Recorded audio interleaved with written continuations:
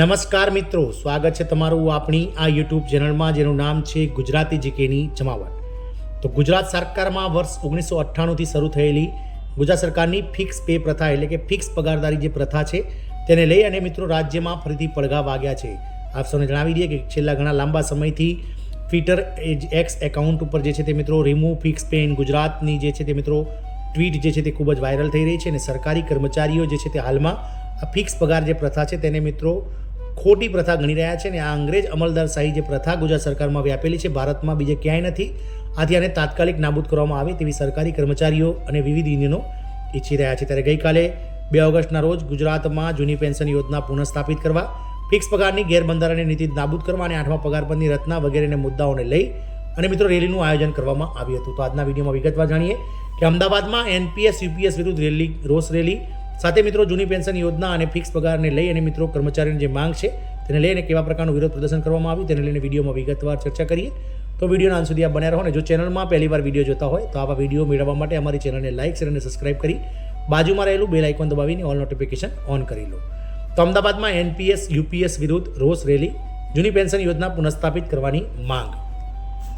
સરકારી કર્મચારીઓનું કહેવું છે કે સરકારે હજુ સુધી 8મા પગાર પંચની રચના કરેલ નથી, જેને તેઓ વખોડે છે. 1 ઓગસ્ટ 2025ના રોજ ભારતના તમામ જિલ્લા મથકોએ એનપીએસ અને યુપીએસ તેમજ ખાનગીકરણ વિરુદ્ધ રોષ માર્ચ એટલે કે રોષ રેલી આયોજિત કરવામાં આવી હતી, જેના ભાગરૂપે અમદાવાદ ખાતે માતા ભદ્રકાળી મંદિર અને લાલ દરવાજાથી બહુમાળી ભવન સુધી એક મોટી રેલીનું આયોજન કરવામાં આવ્યું હતું. તમને જણાવી દઈએ કે આ રેલીમાં રેલવે વિભાગ, પોસ્ટ વિભાગ, આરોગ્ય વિભાગ, નાણાં વિભાગ, આયુર્વેદ વિભાગ, રેવન્યુ વિભાગ, શિક્ષણ વિભાગ તેમજ રાજ્ય કેન્દ્ર સરકારના વિભાગો, Gujarat university, GTU, Ahmedabad municipal corporation, ન્યાયાલય જેટલા કર્મચારીઓ જોડાયા હતા. આ રેલીની શરૂઆત નગરદેવી માતા ભદ્રકાળીથી લોકો દ્વારા ધજા ચડાવીને કરવામાં આવી હતી. આ રેલીમાં કર્મચારીઓ દ્વારા માંગ કરવામાં આવી હતી કે જૂની પેન્શન યોજના જે બંધ કરી દેવામાં આવી છે તે યુપીએસ અને એનપીએસ નાબૂદ કરી જૂની પેન્શન યોજનાને પુનઃસ્થાપિત કરવામાં આવે.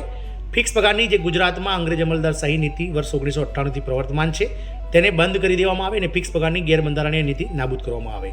તે જ રીતે મિત્રો 16 જાન્યુઆરી 2025ના રોજ કેન્દ્ર સરકાર દ્વારા જે 8મા પગાર પંચને રેલી ઝંડી આપવામાં આવી છે તે 8મા પગાર પંચ માટેની કમિટીની રચના થાય.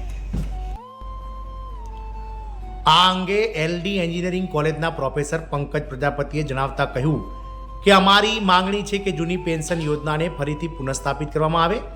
વર્ષ 2005થી સમગ્ર ભારતમાં એનપીએસનો સરકારે અમલ કરેલ છે અને જૂની પેન્શન યોજના માત્ર સાંસદો, ધારાસભ્યો પૂરતી મર્યાદિત કરેલ છે. વધુમાં બાકી હતું તો સરકાર દ્વારા યુપીએસનો પણ અમલ કરાયો છે. સમગ્ર ભારતમાં કર્મચારીઓ એનપીએસ અને યુપીએસનો વિરોધ નોંધાવે છે અને જૂની પેન્શન યોજનાની માંગણી કરે છે.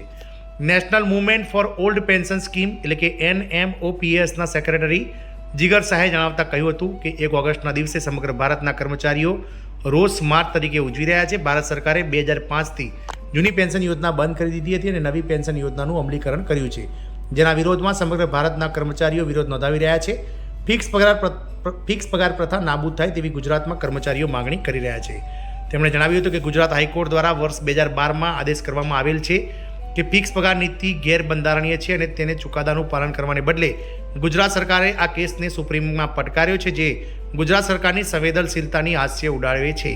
સરકાર ખરેખર સંવેદનશીલ હોય તો જૂની પેન્શન યોજના લાગુ પાડે અને સુપ્રીમ કોર્ટમાંથી ફિક્સ પગાર કેસમાં કરેલ અપીલ પરત ખેંચવી જોઈએ. સરકારે 8મા પગાર પંચની મોટી જાહેરાતો કરીને કર્મચારીઓને ભ્રમિત કરવાનો પ્રયાસ કરેલ છે, પરંતુ વાસ્તવમાં સરકારે હજુ સુધી 8મા પગાર પંચની કમિટીની રચના કરેલ નથી, જેને કર્મચારીઓ વખોડે છે. કર્મચારીઓ સરકારના તમામ વિકાસ કાર્યોના શિલ્પી છે, ત્યારે તેમની સાથે થતો અન્યાય અને શોષણ યોગ્ય નથી. જો કર્મચારીઓની માંગણી સ્વીકારવામાં ના આવે તો આગામી સમયમાં કર્મચારીઓ દ્વારા નીચે મુજબ કાર્યક્રમો નક્કી કરેલ છે. તારીખ 5 સપ્ટેમ્બર શિક્ષક દિનના દિવસે દેશના તમામ જિલ્લા મથકોએ ધરણા અને સામૂહિક ઉપવાસ શિક્ષક દિનના દિવસે રાખવામાં આવશે. તારીખ 1 ઓક્ટોબર 2025ના રોજ જૂની પેન્શન યોજના માટે ઓલ ઇન્ડિયા ટ્વિટર અભિયાન એક્સ પર ટ્વીટ કરવામાં આવશે પુનઃસ્થાપિત કરવા માટે રીઇન્સ્ટોલ્ડ ઓલ્ડ પેન્શન સ્કીમ. ત્યારે 25 નવેમ્બર 2025ના રોજ સમગ્ર ભારતના કર્મચારીઓ દિલ્હી ખાતે જંતર મંતર ખાતે એકત્ર થશે અને ચલો દિલ્હી અભિયાન છેડવામાં આવશે. આમ ગુજરાતમાં ફિક્સ પગાર નીતિ, યુપીએસ, એનપીએસનો વિરોધ વગેરે લઈને સરકારી કર્મચારીઓ વિરોધમાં આવી ગયા છે. જોવાનું એ રહેશે કે આગામી સમયમાં સરકાર આ નીતિનો ક્યારે વિરોધ કરે છે અને ક્યારે મિત્રો સુપ્રીમમાં જે 13 વર્ષથી કેસ ચાલી રહ્યો છે તેને લઈને સરકાર ગંભીર બની કેસ પાછો ખેંચી અને કર્મચારીઓને પહેલા દિવસથી ફૂલ પગારની નોકરી આપે છે.